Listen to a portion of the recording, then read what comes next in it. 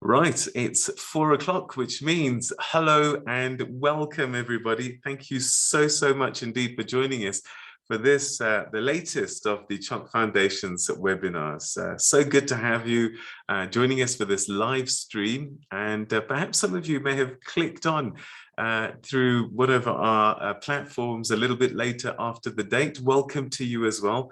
Thank you so much for joining us. I'm Peter Ndoro, and it's my honor to be with you, being part of this very important conversation marking National Cancer Survivors Day.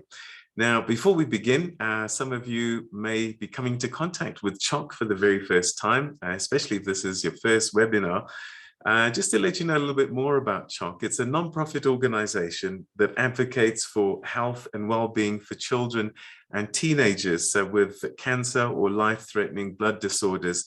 And they do this by offering comprehensive child and family support through psychosocial, emotional, and practical support, as well as augment the different medical fraternities. And of course, helping improve early detection and facilitating effective treatment, which is, as we know, a key to improved survival results. So why are we here today? Well, the first Sunday of every June, it's National Cancer Survivors Day, and this is commemorated here in South Africa and other parts of the world. And it is a celebration of those who've survived. It's an inspiration for those recently diagnosed. It's a gathering of support for families and also an outreach to the community. And that's really, by and large, what National Cancer Survivors Day is all about. And we acknowledge that there's still so much to be done to raise awareness about childhood cancer and also the early warning signs thereof. In South Africa, for example, around 1 in 500 children are annually diagnosed with cancer, and the survival rate in South Africa currently is 55%, and that's rising, which is encouraging and great news. CHOC's programs of support, they're in line with the WHO's Global Childhood Cancer Initiative, and this to reach a survival rate of 60%. And we're hoping to do this by 2030. And if we reach that goal, the great news is that an additional 1 million lives will be saved. So we need to continue to make people aware that if diagnosed early and treated timeously at a specialized treatment center, the survival rate of children with cancer can rise to as much as between 80 and 90%. And that's a fantastic story, fantastic outcome. And of course, critically important to that equation is early diagnosis and timeous treatment. So in celebration of National Cancer Survivors Day, we're hosting this webinar today. But just to let you know that during the year, we'll be having a few more webinars, and we'll be focusing on the impact of childhood cancer and what that has on you as a survivor. In today's webinar, we're focusing on nutrition and lifestyle. In future webinars, we'll be focusing on other issues such as psychosocial effects, education, grants, myths, and a number of other issues as well. So watch out for future webinars. We'll be tackling those different aspects going forward. But today, very much a focus on nutrition and lifestyle. And just to let you know, also, we're busy with research, and this is on the long-term effects of childhood cancer. And we invite anyone who is a childhood cancer survivor to participate in this research by doing the survey. And we're going to post a link post the link in the chat. Somewhere on your screen, you'll see the chat. And in there, the link to where you can fill in that survey will be there. And you can also actually email, and the email address, headoffice@choc.org.za, headoffice.choc@choc.org.za, and we'll send you the link from there as well. But look for it in the chat box on this live stream as well. Now, during the webinar, we're going to post a few poll questions as well. You might remember how we did that in the last one.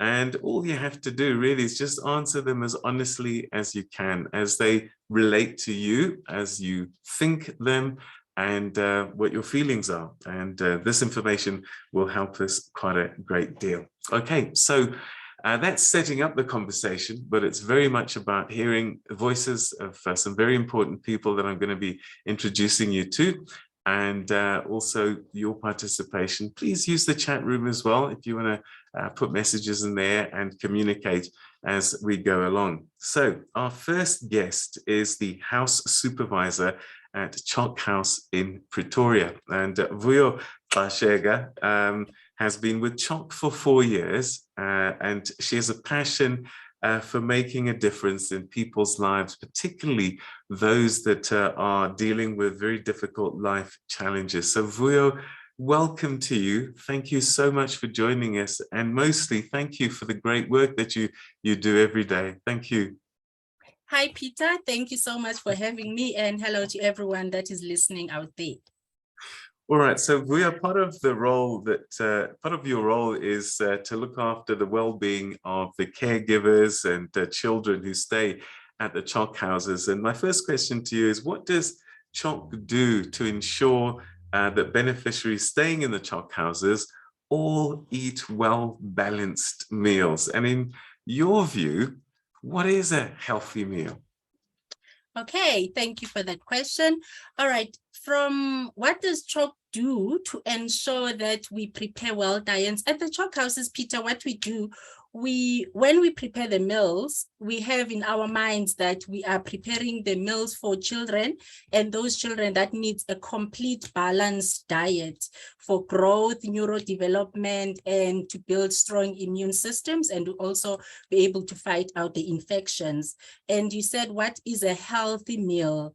A healthy meal is a balanced diet that will include 5 different foods from 5 different groups. That is your grains, that's your starch, that will be your vegetables, that will be your fruits, that will be your dairies, and that will be your proteins. So we make sure that we prepare meals that are based on those 5 different groups. So, you know, people might be watching this, and the question that always gets asked is, does it have to be expensive? You can get these nutritious meals at a good value, right? Yes, you can. And we also, what we do at the CHOC houses with the parents, we try to make vegetable gardens to say that, so that when they go back home, they can see how much it is not so expensive to actually get the vegetables, because you will grow them at the back of your yard. So it's not really expensive at all, because you start with a little as a spinach, you go to carrots, you go to beetroot, and all those easy to manage, and everyone can just have a garden in their house. Even if you don't have a big yard, you can just always plant in a small container and stuff like that. And it's great nutrition for cancer survivors, but I guess also great nutrition for the family generally, and also I guess contributes to prevention in many ways. Yes, it does. Yes, it does. Yeah. And also because a cancer treatment does need to have a well-balanced diet so that the kids can be able to fight off the cancer, because a malnutrition will not really be able to fight the cancer treatment, because you need to have a strong immune, and your body needs to be well built to be able to fight the cancer. All right, so I've got to learn to love spinach again. Is this what you're saying? Yeah. So now, when parents and children stay at the CHOC house, how do you encourage them to partake in an active lifestyle? Because that's another part of the equation, isn't it? Yes, it is. Yes, it is. Oh, we try. You know, it's winter in South Africa, and it's very difficult to go out there for walks, but we try to dedicate 3 times a week just to have 60-minute workout. Like at times we go out for, because sometimes the kids finish treatment around 2:12, so we can dedicate from 3 o'clock to 4 o'clock. That that is our time to go out for a walk. So we all, and also it's nice because we do it as a group. So it's moms and kids, the whole house. We actually, because as the house supervisor, you can just say, guys, I'm closing the house, so can you please all go out for the walk? So it's nice to do it as a group. And also when the weather does not want us to go out, like it's raining and stuff like that, we try to move the sofas in the sitting lounge and just do some aerobics just to get the heart rates pumping a little bit. All right. So the key here is that it doesn't have to be fantastically, outrageous. Simple actions of keeping the body moving is probably good exercise. Yes, Peter, keeping the body moving just to get that heart rate pumping. That is just that, because just walking, because sometimes we even say walk where you are standing. So just to do a little bit of lift up your knees, and already that is pumping the heart. So we just try to make it as easy so that the moms also, when they go back home, they do not have to say, oh, how do I keep fit? Just walking. That is one active lifestyle, healthy lifestyle. All right, that's great news. All right, so when these parents and the children stay at the CHOC house, and I think you might have partly answered this already, but I guess education is quite important, showing them what good nutrition is and adjusting that lifestyle so that they can do it at home. Yes. We try to make it much easier for the parents to understand, because not all of them are literate, as we might have not noticed as you've been involved with CHOC. So we try to say a healthy balanced meal is like building a house. So try to have your roof. Your roof will be the protective foods, your fruits and your vegetables, and you need to build the walls, and those bricks and the walls will be made out of bodybuilding food, that is your proteins. And every house needs energy. Energy is your light, so you need to put in that starch. So we say in your plate, try to have those 3 different foods: your starch, your protective foods, which is your vegetables and your fruits, and also make sure that there is proteins included. So we make it easier for them to understand, just to say, build a house. And when they come back again to the CHOC house, we say, how many houses did you build? Because it's as easy as when you're having your breakfast, have your bread. Yes, you can have your bread that falls under your starch. Make sure that there is peanut butter in your bread. After your bread, make sure that you have a fruit, either a banana or an apple. You already may build a house. All right. And I suppose this is a lifelong commitment, isn't it? I mean, once you start this new lifestyle, being active and eating properly, you want to keep doing it. Yes, you want to keep doing it. And also, Peter, it's not difficult. It's so easy, because it's like you don't need to buy expensive food. Some will think that, okay, I need to buy low GI organic food. It's just simple food that you can just make sure that when you eat your food, don't just, because also we know our families love to eat pap. So we say when you eat pap, try to add morojo, which is your spinach, and a little bit of meat, so with your protein, so that the food is balanced. All right, and you don't need too much area for your garden. I mean, this sounds quite exciting. I think this is something I might want to do as well, to set up a garden. Yes, Peter, you don't need a big space for your garden. All right, fantastic. Is there anything else that you want to maybe share, a bit of advice with people thinking about food, nutrition, and what they could be doing at home just to improve from today? Oh, Peter, it's just simple. Hey, just try to change your eating plans. Your plate needs to balance, because you start off with a breakfast and going into lunch, we know just a balanced meal. You don't really need to add just change small things, add protective foods. In your mind, those protective foods will be fruits and vegetables. Have your starch, have your protein, but also add those protective foods. Vuya, thank you so much. Thank you for our chat, and thank you for the work that you're doing at the CHOC house. Thank you so much indeed, and carry on doing great work. Thank you so much, Peter. Thank you. All right, that's Vuya, one of our star performers there, doing great work at the Pretoria CHOC house there, talking to us about nutrition. And as she says, it's not a very difficult thing. It's literally just keep your body moving, get your heart rate up, and start making better choices in terms of the foods. And this is a lifetime commitment. Do it as a family, and everybody benefits, including the cancer survivor. All right, okay, before our next guest, we got one of our polls, and so we're going to do that first. And the first poll question is going to come up on your screen now, I think. Has a healthcare worker ever explained the importance of a healthy lifestyle to you as a childhood cancer survivor?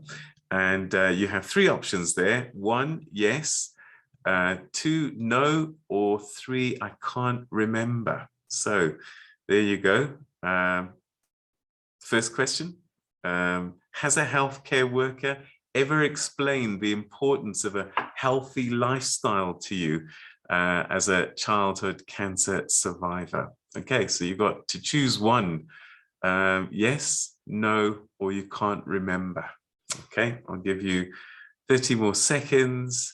And we're going to have another few polls a little bit later on, asking you a few questions. It's just to get an idea of perhaps some of the areas that we need to work more on in terms of helping you with your journey. All right, so I think you have answered. Is that right? I'm going to get a thumbs up from my team, and then we'll see what the results are. There you go. 40% have said that yes, you have received an explanation of the importance of healthy lifestyle. 27% haven't. That's not great news. 33% can't remember, which it could mean that you did, but that wasn't impactful enough that you would remember. So certainly have to do some work there. But thank you so much. As I said, we're going to have a few more of those during the course, but thank you so much for giving us an indication at this time. All right, let's meet one of our very special guests now. Alex Zelhan was diagnosed with medulloblastoma. I hope I said that right, yeah? Which I suppose is a form of brain cancer at the age of 14. And she's a long-term cancer survivor, married and pregnant with her first baby. Alex Zell's story is such a motivation. Alex Zell, thank you so much indeed for joining us. And congratulations on your pregnancy. This must be an exciting time for you. Hi, Peter. Hi, everyone. Thank you so much. Yes, oh, definitely. I've waited so long for this child. That is fantastic. Well, we wish you well on that journey, and I know that it's a fulfilling one. My daughter is 26 now, so they grow quickly. And if I can give you some advice, take pictures from the very first minute. They grow so fast. All right, so let's talk about your story, Alex Zell. What role did good nutrition and exercise play in your recovery of the cancer diagnosis and treatment? So immediately after my diagnosis and surgery, exercise was the main thing because of laying in the hospital bed the whole time. My body was weak. So a lot of walking, like you said, walking it's so important, even from here to there. Yes, so my dad literally took me every day for walking, even though I didn't like it. But yeah, I had to. It came with a lot of body aches as well, but it was everything that I needed to regain muscle and strength. Yeah, and you mentioned soul, because I think sometimes we forget that exercise isn't just for the body. There's a psychological aspect to it, isn't there, when your body is responding to exercise? Yes, definitely, definitely. Oh, all right. Do you still eat healthy food? And do you still exercise? I still exercise. I still eat healthy. I have to exercise to keep myself or my body right for when I do give birth. Yeah. So, and then with regards to the healthy eating, I never used to like vegetables, to be honest. But then vegetables actually really came in and did the job for me with the whole treatment and regaining my strength and all those things. So yes, apple a day really does keep the doctor away even. Yeah, and was it a difficult journey to transition to old habits to new ones? And is it easy to maintain them? So it was difficult in the beginning because I thought I understood what's happening, but I realize now I didn't, but I understand now. So yeah. Okay. What advice would you give to patients on cancer treatment regarding nutrition and exercise? I would just tell them to maintain a healthy weight. You need to get your essential nutrients. Like I said, an apple a day keeps the doctor away. And be active as you can be. Like the general walking from here to there, taking the stairs instead of an elevator, those types of things. And I suppose what makes it easier is if the family joins in this new diet, a new way of eating and these new habits. Is that what you found helped you with your family? Are they on board? Absolutely, we are very active. We even went for hikes once a month until Uncle COVID came. Yes. Yeah, yeah. And then my sister would give us like general training because she's like a fitness freak. Yeah. So yes, exercising helped a lot as well. All right. And those walks, they still good for your soul as well? They're very good for my soul. I can't sit still anymore, actually. I have to keep moving. Wow. And you're going to need that strength because once that little one starts running Exactly. around. Oh, gosh. So what's your main form of exercise right now? Walking? So currently it's just walking and like Yeah. on the ball movement and yeah, but mostly walking, definitely walking. All right, fantastic. You know, I want to thank you, Alex Zell, for joining us on this webinar and telling us your story. And we wish you the best with the rest of your pregnancy and the many years ahead raising this child. So good luck and keep being amazing and keep thriving. Thank you very much. Thank you. Thank you so much. All right, that's Alex Zell. Powerful, powerful story there. Again, reinforcing this powerful message of the proper nutrition, and it's not complicated. Make a few adjustments and exercise. Walking seems to be a really, really good one to start with. Keep your body moving, and there are some soul benefits as well that I'm hearing from doing exercise. So there you have it. Get out there, walk, exercise, keep your heart rate up, keep fit, and also change those habits and make sure you're eating the right kinds of foods. Okay, let's move on to poll question number 2. And it's coming up on your screen now. And this question is, how important is living a healthy lifestyle to you as a survivor? So, as a cancer survivor, what is your answer to this? How important is living a healthy lifestyle to you? And yeah, single choice again, not important at all, not important, somewhat important, important, or very important. So what are your thoughts? How important is living a healthy lifestyle to you as a survivor? All right, so we're going to wait a few seconds, give you a chance to think about this. And I think another 10 seconds, and then we'll see what you've done. Okay, so how important is it to you? Not important at all, not important, somewhat important, important, or very important. Okay, right, let's see what you've said. 71% of you said it's very important.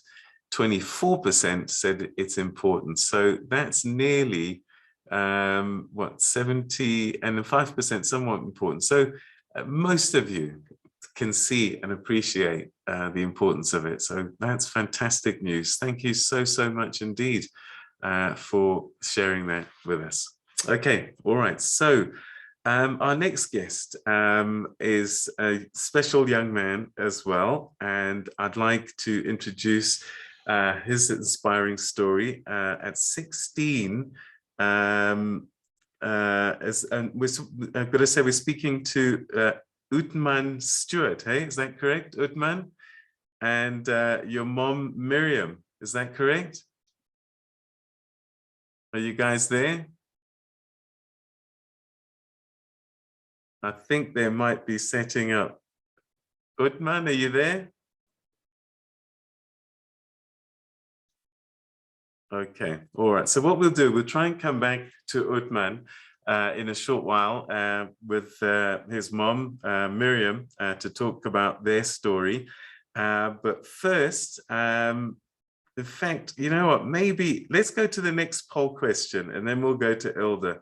So the next poll question, this one is, all you got to do is answer true or false to the questions. Okay, so can we put up that next poll question? And all you have to do for each one, answer true or false. And the first one is, I am still young and have time to enjoy myself before I commit to a healthy lifestyle. True or false? Oh, okay. I hope everyone gets this one right. Number two, a healthy lifestyle costs a lot of money. True or false? Now, you would have been listening and heard us talking earlier, so probably you're going to get this one right as well. And I hope this is something that you've experienced as well. So a healthy lifestyle costs a lot of money. Is that true or false? And then number three, popular diets like Banting, paleo, vegan, etc., are better options for faster, healthier results.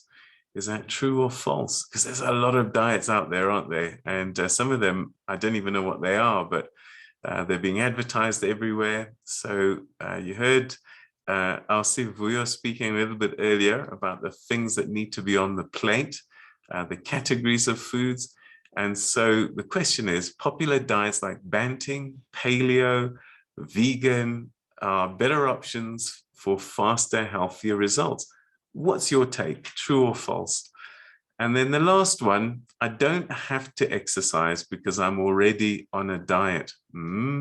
Interesting. I don't have to diet because I'm already on a diet. True or false? Okay, so those are your 4 questions.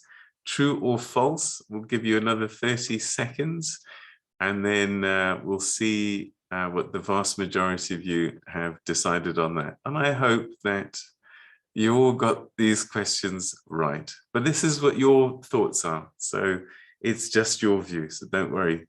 Okay, so let's hear from Wayne what the results are. This is what you've said. Okay, so for the first one, I'm still young and have time to enjoy myself before I commit to a healthy lifestyle. 9% of you said it's true. We're going to have to convert you to join the other 91%. Okay, so absolutely very important to commit to a healthy lifestyle even now. Question 2, a healthy lifestyle costs a lot of money. Now, this is sometimes a difficult one because of where the shops are and what those shops are and what they sell. 70% tell us that it's not, and that might be through experience as well, and Vuyo has pointed out as well. So the 30%, maybe what we need to do is have a chat about where and how, and also you heard a little garden might be a great idea as well at the back of your house, so that maybe we can get that percentage down. 3, popular diets like Banting, paleo, vegan, etc. are better options for faster, healthier results. 91% say that's false. Okay, fantastic. I don't think we need to say more on that. I think we're all on the same page. And that is not to say that these other diets don't have their value if they're done properly and done in a healthy way, because everything has its place, doesn't it? But not for you to worry that you can't do it with a balanced, having that plate with the vegetable starch, and I think proteins were discussed by Elsevier earlier on. Okay, all right. So I'm going to try again to see if we've got Utman Stewart and Mom Miriam. I'm wondering if they're there yet. Utman, are you guys there? All right. They're just trying to, Peter, sorry, they're just trying to log in. I think if you can go on with Ilde, then if Ilde's done, maybe we can go. All right. Okay, all right. Okay, well, let's introduce Ilde, who's a dietitian working at Tygerberg Academic Hospital in Cape Town. And she's actually been doing a presentation for us so that she can also help us unpack all of this. She's a dietitian, as I said, at Tygerberg. She's a proud member of their childhood cancer team there since 2011. She's passionate about the role of food in the treatment of cancer throughout all stages of patients' cancer journeys. A firm believer in the power of nutritional support to help children thrive, not just survive. Ilde, thank you so much indeed for joining us, and welcome to you. Hi, Peter. Hi, everybody. And thank you so much for having me and hosting me on this chat today. I'm so glad to be joining the conversation, and I'm going to be sharing my screen with you now so that you can see what I have prepared, so that we can chat a little bit more about this incredibly important topic. So Peter, if you don't mind just giving me a nod to see if you can see my slideshow. Fantastic. Yes, fantastic. Thank you. So this is such an incredibly important topic, and I really do believe that nutrition and lifestyle aspects really have an important role to play throughout the entire treatment journey. And I do think everything that Vuyo's already told us is so incredibly important as a good basis for the discussion that we're about to have. And I really like the analogy that she had about building a house and having all the different building blocks and adding them together. And I think that's a really good place for us to start our discussion today, because building this house actually starts from diagnosis already. So cancer itself has an impact, but also the treatment that you are going to undergo. And all of these little building blocks together will ultimately contribute to the house that you currently have.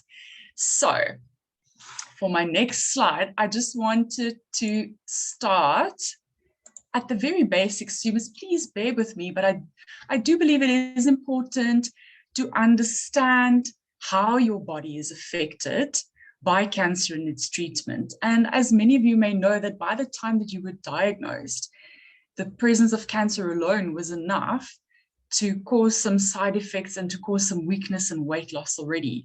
And then when we introduced the treatment, whether it was chemo or radiotherapy or surgery or a combination of all of them in together, that would have introduced you to even more side effects and nutritional challenges that would ultimately impact your body. So it is important to know that both of these things, so the presence of cancer and its treatment, will have consequences on your body right from diagnosis, but also into the long-term treatment journey that you may experience now. And for us to come up with a proper nutritional solution that's going to fit your pocket and your lifestyle, it is important for us then to really get into a little bit more detail of how exactly cancer and its treatment does affect you. And if you think about it, there are very many different types of cancer, and all of them require a different type of treatment to be able to transition from diagnosis to survivorship. And you may be familiar with this already, but there's two main groups of cancer. The one is called the solid tumors, and that's more or less patients that struggle with nephroblastoma, neuroblastoma, osteosarcoma. There's quite a few of them, so those are nice examples. And then you also get the other main group is cancer that comes from your blood-forming organs, like those suffering from leukemia and lymphoma. So these are the main type of cancers that we often see, and they require different treatments, which will in itself then result in a different impact on the body.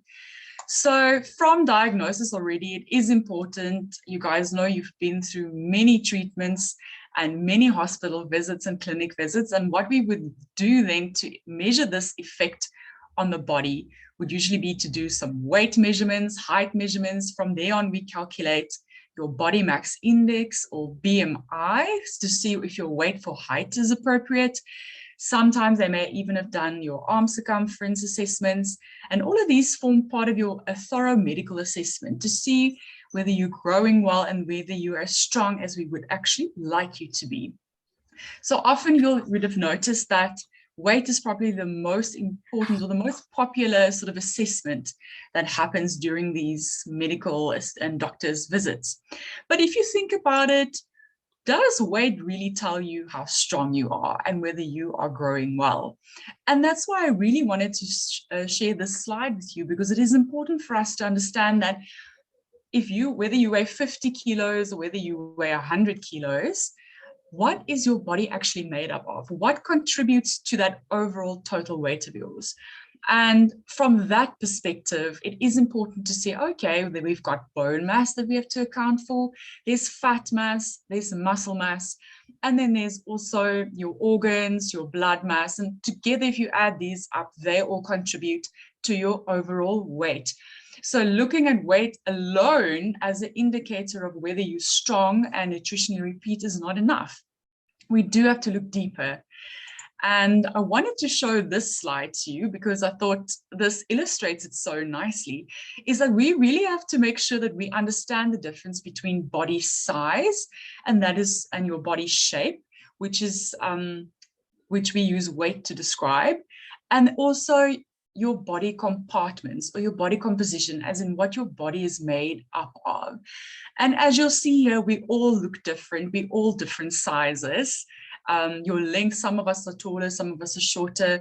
And as illustrated in this figure here, you can see that all these ladies, they weigh exactly the same amount of weight, but their body compartments differ quite a bit. And it is important then just to assess, or I want to highlight the importance of us all being individuals and having individual nutritional plans, and that we have to go and look at a little bit more of a detailed plan for every single individual and not just on the weight alone. So just to summarize, I just want to show that when you have somebody and their overall composition is made up of a certain amount of muscles, fat, bones, organs, etc., and we introduce them to anti-cancer treatment, all of this may result in quite a few side effects, as you guys well know and have experienced. And then there can become nutritional challenges. You may be very nauseous, vomiting, diarrhea, mucositis. We can name quite a few. And those things will ultimately impact your ability to take in enough foods for these building blocks for your house. And that will then result in changes in your overall body size and shape, and also on your overall body content. And I thought it would be important just to share with everybody that we decided at Tygerberg Hospital that we wanted to investigate this a little bit further to see what exactly happens to a person's body after they were first diagnosed and exposed to chemotherapy. And what we've seen is that quite a lot of changes happen, but they happen early on. So you are now a survivor, but what you are and what your body is now may be as a result of what happened to you way back when you were first diagnosed and the treatment that you've received. And specifically, the fat mass and the muscle mass, they are the biggest compartments of your body, and they are the most affected. And very important, everybody that's listening in today, you would know what you were diagnosed with. And it'll be interesting for you to also see in the graphs that I'm going to show you now, just how different the two main types of cancer responded to the treatment, because the treatment is so different between the two of them. So if we looked at weight trends over time, you'll see that there was an immediate effect once patients were exposed to chemotherapy. And so the effects happen right then and right there. And it's not something that's delayed that happens to you later in life. It happens once you are diagnosed. But you will see, for example, the green dotted line is shows us what happened to the solid tumors. They were more affected by weight loss, but there's a very big difference between them and the hematological malignancies, in other words, the leukemias and the lymphomas, who tended to start gaining weight right from diagnosis already. So as we said, weight on its own doesn't tell us much about what's happening on the inside of the body.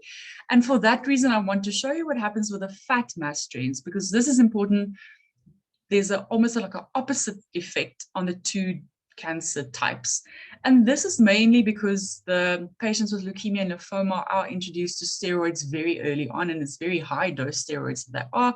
So you may feel that when you were diagnosed as well, you had quite a large appetite, and which resulted in larger intake and ultimately a very rapid rise in fat mass from as early as the first 6 months of treatment. And that is all due to the treatment. It's not necessarily something that you could control unless you control it to the best of your ability. But this is something that I want to highlight the most. And your muscle mass, so the thing that tells us how strong we are and how strong our immune system is and our lung function and our stamina, all cancer types suffer the loss. So from this perspective, it is important to know that muscle mass is something that we need to focus on to make sure that we are as strong as we possibly can be. And just to illustrate, I find that it's better to have a visual aid in this regard. Is some of our patients, initially they lose like 5 kilograms of muscle, of which about half of that was 5 kilograms in overall weight, but half of it is muscle. And if you visualize it like this, in terms of like a 5 kilogram bag, it is quite a lot. So you can just imagine over time, you'd have to work very, very hard to gain the weight back and to gain the muscle strength back as well. So now I can say, okay, Ilda, so that's all in the past. We've been through those challenges before. What exactly does that mean for us as survivors? And I would just like to highlight is that if you are experiencing some issues in terms of your nutritional status at the moment, it could be because of these changes that happened right from diagnosis already. And these things can impact survivors, because if you still have a low muscle mass, that could mean that you could be, you're not as strong as you'd like to be, your fitness is affected, your stamina is affected, you may not be able to climb stairs or do other activities that your friends are potentially doing. And on the opposite end of the spectrum, again, you can have a very high fat mass and potentially a high weight as well. And that could then have a risk for diabetes, blood pressure, heart disease, those kinds of issues later on.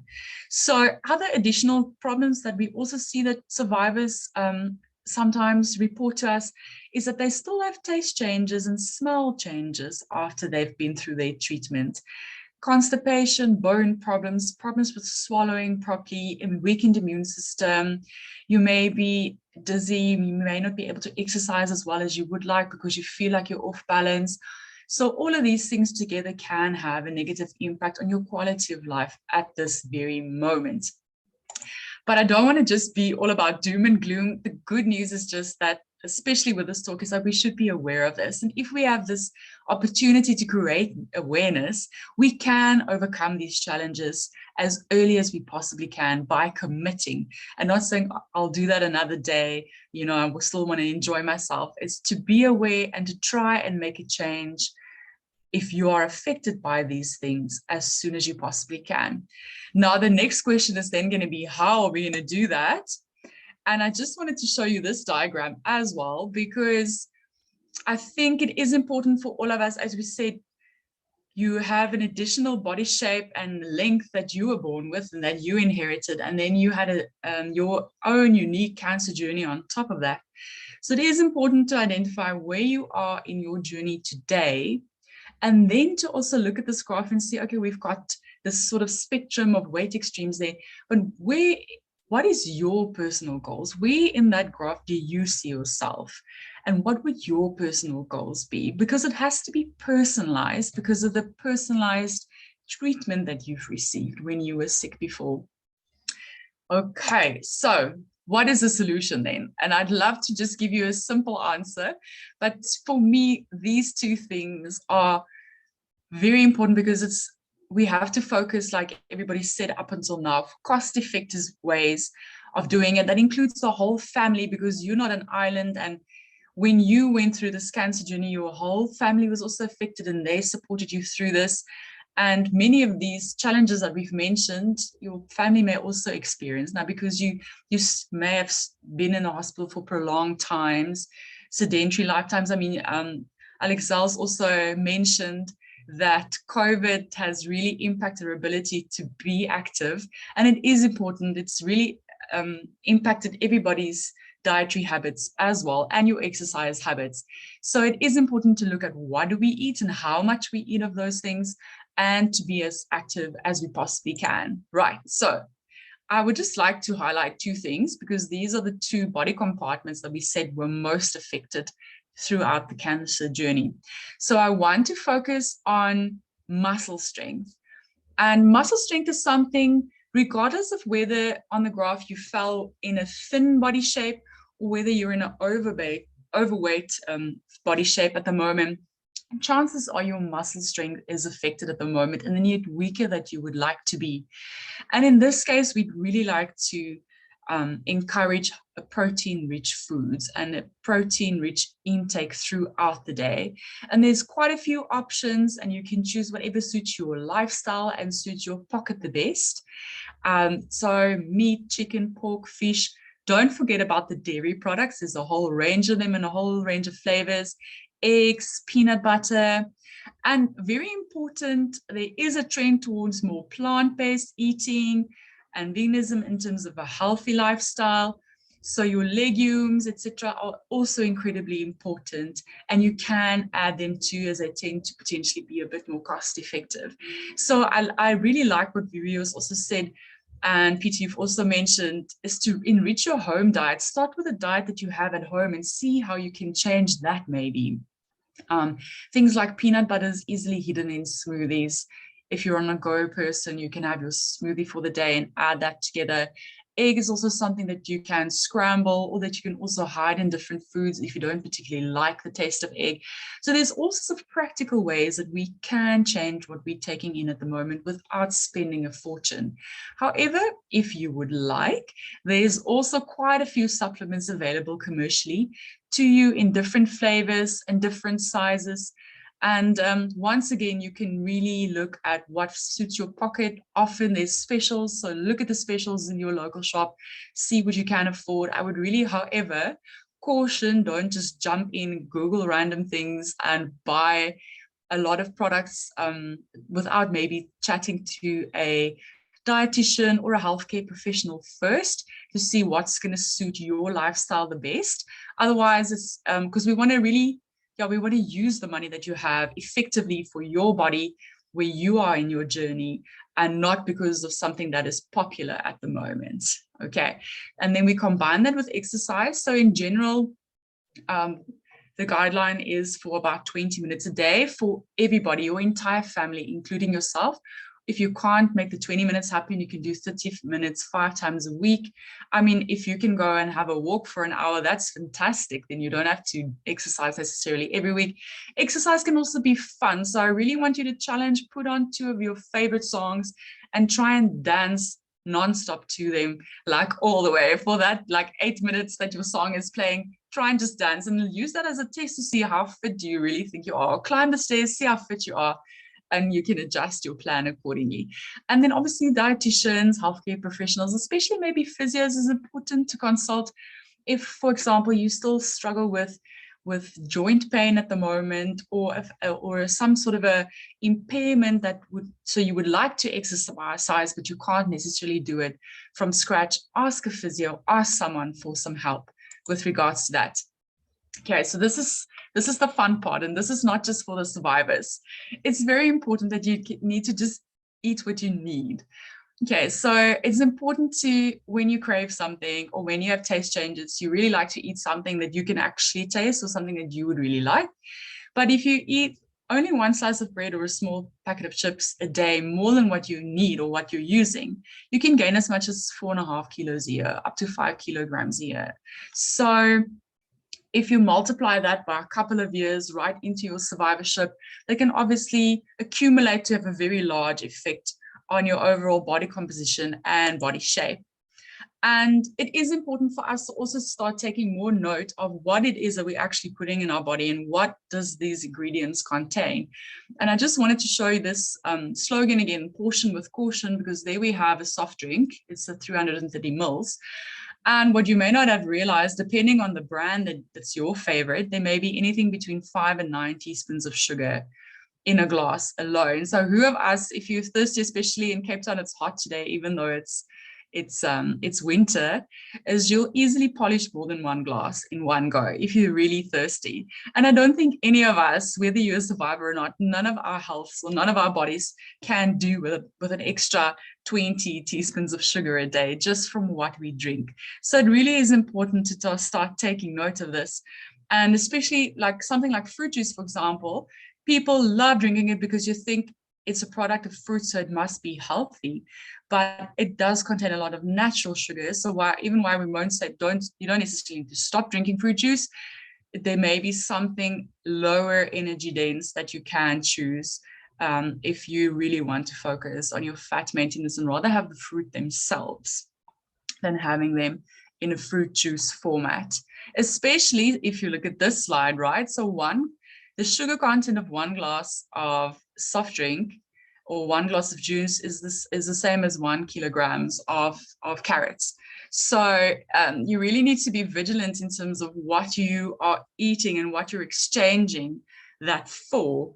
So the portion sizes of what we have, so it's not like I'm saying don't have any sugar sweetened beverages, but I think I'd just like you to think twice about it maybe, and especially how much it is that you're going to have. So if you take in more than what you need, it is important to highlight that the body is going to store it as fat if it's not used. And it doesn't store it in 3 or 5 days' time. It stores it today. If you don't use it today, it's going to store it as fat mass today. And so that's why it's important to have this balance. So you actually need to balance what you take in with what it is that you are using. And COVID has been a problem here for us. I don't think anybody is as active as we'd like to be or as we used to be before COVID hit. So just to demonstrate, if you have one sugar sweetened beverage a day, to burn off that energy, you'll have to walk for at least 25 minutes and briskly, as in you're listening to music and you're walking at a pace, not leisurely walking. So it's always easier to go in from a more preventative perspective than trying to find an easy solution afterwards, or trying to like change things that are already in place. So think twice about what it is and how much it is that you eat, and start reading food labels. I think it's going to save you a lot of unnecessary stressing afterwards about trying to reverse the effects of what you put in your body today. So very, very important is just to find that balance for you. And we all have a different balance for ourselves. It differs between person to person, between the families and the survivors. And the question that you just need to ask yourself is, where are you in your journey? And are you doing enough exercise to balance out your oral intake? Now, most of everybody has said that are not necessarily into fad diets, and they understand and they agree that there's a lot of importance riding on nutritional status and being healthy from a nutritional point of view. I do, however, think that we've been able to illustrate now that it's not just your overall size and shape and weight that is impacted. It is the different body compartments, specifically the fat and the muscle mass. And to come up with a solution that's best for you, I would really like to recommend, if you feel like making a change, go and chat to someone. We are available, dietitians specifically. In this case, I put us over there because I do feel we've got a bit more insight in terms of the changes in body compartments. As in Tygerberg, we are able to actually measure these things. But speak to someone, get a bit more information about it from healthcare practitioners, and you can really make a positive change, and it can really start today. So I hope that the awareness has been created and you were feeling excited about a change, actually, and not going like, oh, I have to go exercise now. No, we all have to invest in our futures as soon as we possibly can. So I thank you very much. You're more than welcome to add questions to the chat. We can talk about it afterwards. But thank you, Peter. Over to you. Hilda, thank you so much. There's so many questions I could have asked you. I mean, it's just one of those subjects, isn't it? Time's not on our side, unfortunately, but if people can load the questions in the chat area, and I hope that they can answer. But thank you, that is fascinating. I've got to go for a run now. And I will keep on running for hours. But it's quite alarming, the amount of sugar in those soft drinks. And I don't think we realize, because if you take a glass and put 9 teaspoons of sugar, we're not going to drink it. And yet we'll drink it if we color it a little bit, won't we? Interesting. Hilda, thank you so much. That was great. Fascinating indeed. All right, so we've got time, and luckily we've got our star of the show, Utman Stewart. Utman, great to have you. Welcome to the program. And I know that you're with your mom, Miriam. To both of you, welcome. Thank you so much indeed for joining us for this conversation. Hi, Peter. Hi, Peter. How are you doing, Utman? I know that you were at the hospital today. You okay? I'm doing really well. I finished chemo today. Oh, fantastic. All right, so we're talking about nutrition, and I'm going to start with you, Utman, about your change in eating habits and exercising. How has that motivated you? Well, before I started chemo, I was really skinny and I didn't have lots of appetite. But now that chemo is finished, I eat a lot. And well, I mean, the exercise, I'm really lazy, so it takes a lot of my energy to just do something at home and get there. Yeah. And Mom, I suppose you have to help a lot because you've got a growing boy with a healthy appetite, but you have to make sure that the foods that are on his plate are good ones, eh? Yes, Peter, definitely. I have to make sure that he eats healthy. Well, Yeah. he do cheat though, eh? As children do. He eats healthy and he drinks his water and he moves around in the house. Yeah. So yeah, and the whole family in the house got used to the whole healthy eating program and the exercise basically. Mm.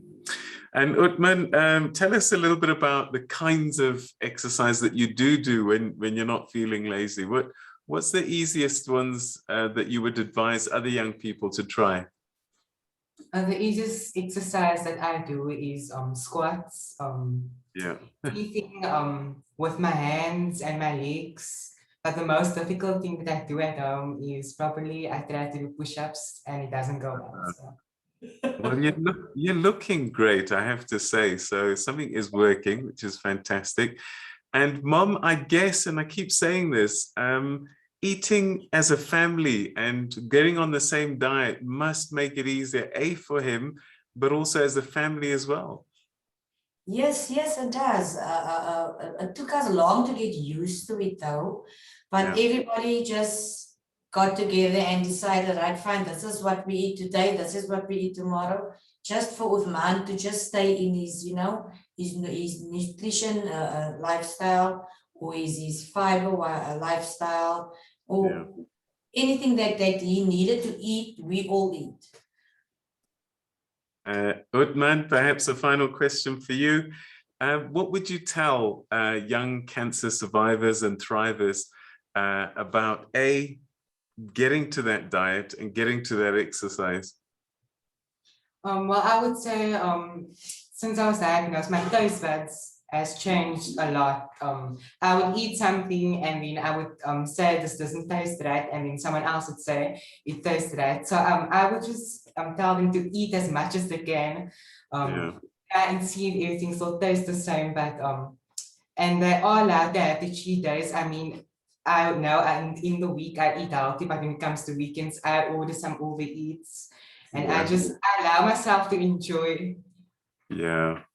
That's fantastic. And I guess in the end, it's all about balance. You've got to enjoy your life, but also as much as you can, do the exercise and fill your food with the right fuel. Utman and Miriam, to both of you, thank you so much indeed for joining us. Your message, powerful, very important. And Utman, good luck with the struggle, my brother, and keep on thriving. Thank you. Thank you so much, Peter. Thank you for having us. No, pleasure, pleasure. Wow, great. So many voices, so many thoughts that have been shared on this very important subject. And I'm mindful of time. So just to say a quick goodbye, if I could ask Adri Ludek, who's our Program Development Manager at CHOC, to say a few words and a few thank yous. Thank you, Peter. Yeah, this was very insightful. I really want to, I have the privilege to say thank you to all of you for participating in this webinar. I think I will never forget the analogy of to build a house. Thank you so much. And thank you to all our house mothers and house supervisors in CHOC for the amazing work that they do to ensure that our staff eats healthy and that they stay active. Alexandre, thanks for sharing your story with us. We're so grateful to you and happy that you are well, and we wish you lots of blessings on your pregnancy. Uthman, I know you've ran from the hospital to be with us today, you and Mom Miriam. Thank you for sharing your story with us, and we also wish you everything of the best. Ilde, that was very insightful. I think I also have to relook a few lifestyle choices and what I eat. But thanks for sharing your experiences with us. And then Peter, of course, our host, we're so thankful to you for your kindness, for giving your time to us every time. You're now part of the CHOC team. So thank you very much for that. I want to thank Dr. Anel van Zyl from Tygerberg. We're busy with the research with her, and thank you also for her support. The technical team, and then of course the CHOC team, Taryn and Lucy, we really appreciate you. I just want to say at CHOC, we call our survivors solid. And there's a very definite reason for that. So when we look at our long-term survivors, they are called solid. So that is 5 years past treatment. And our survivors, we call them survivors from the day that they start their treatment up to 5 years. Because you are a survivor. The moment you start that journey, you are a survivor. And survivors play a very important role in CHOC's programs of support. And you inspire us to keep hope alive. So SOLID stands for survivors. The O is for overcome, because your courage to fight and beat cancer motivates newly diagnosed patients that cancer can be beaten, and that gives them hope. Then I is for life. Today we heard about how healthy lifestyle and good nutrition can have a positive impact on your life. And we encourage everyone today here to take care of your bodies. Live a good and a happy life. And then I stands for inspire. Your life is an inspiration to us. Long-term survivors, I just salute you. You walked a very tough road, and now you motivate newly diagnosed patients to know that there is life after cancer. Survivors, you give other survivors hope. You give us hope. You give us hope as staff to continue with our work and to try and do good. And then the last is in SOLID is the D for dynamic. We admire each and every survivor. You are dynamic for every obstacle that you overcame. We know that the cancer journey can never be easy, but you made it. And for that, we thank you, and we thank you for giving hope. And we wish every survivor a long and a happy life. So thank you for taking part in that. And Peter, back to you. Audrey, thank you very, very much indeed. Yeah, final words from me. Thank you all very much indeed for joining us for this webinar. Just to remind you that we're busy with research at the moment. So please, if you are a long-term, in fact, we want everybody who's a cancer survivor, childhood cancer survivor, to help us with this. It's looking at the long-term effects of childhood cancer on survivors, and we invite long-term survivors to participate. A long-term survivor is 5+ years post-treatment. Okay, and the link is in the chat. I'm sure you've seen it during the course. Otherwise, please email us at headoffice@choc.org.za, headoffice@choc.org.za, and we'll send you the link. This webinar, you'll be glad to know, is also available on YouTube and Facebook. Especially with some of those graphs and information that Ilda shared. Very, very important. You can find it there. Also, if you have any questions or you need to refer a child who may have cancer, please visit the CHOC website. And the address is www.choc.org.za, www.choc.org.za. You will get amazing help and support there. Please visit them. And through the year, once again, we're going to be doing a few more of these CHOC webinars and offer a series of CPD accredited webinars on childhood cancer, as well as webinars for survivors. So please look out for those. Go onto our website and we'll keep you updated on the next ones. So visit www.choc.org.za. Click on events and you'll see the exciting webinars that are coming up, and register for them. And from me and everybody, thank you once again for joining us. And your stories are not small, they're huge, they're enormous. You know the journeys that you've been on, but they are powerful symbols that you are beyond survivors, you are thrivers. So go out there and continue to be amazing. Take care, everybody. We'll see you at the next one. Bye-bye.